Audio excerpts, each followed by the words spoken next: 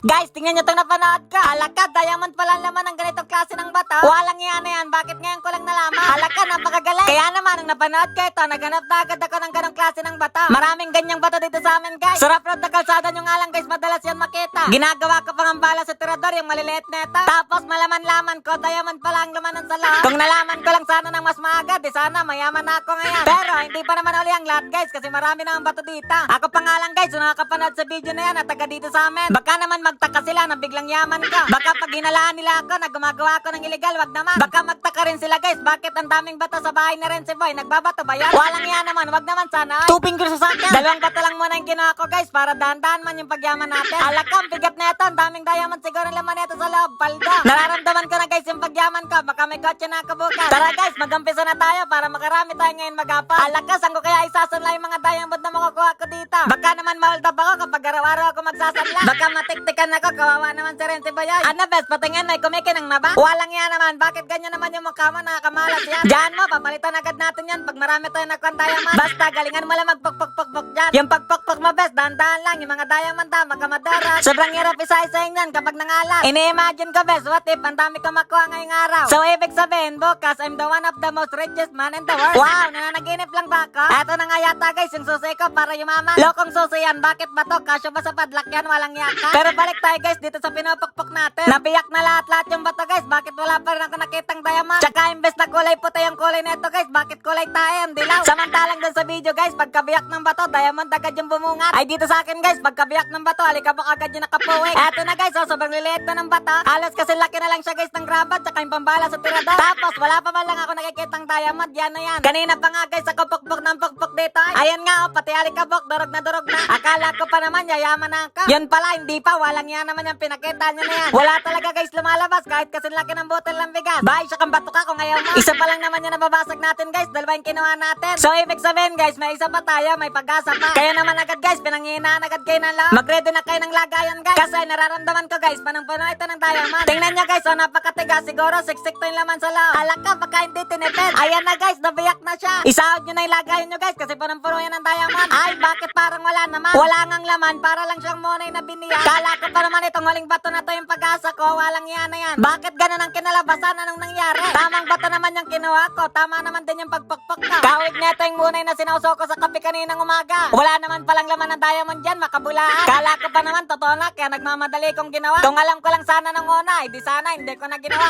Ano, guys, nakita nyo, punong-puno ng diamond.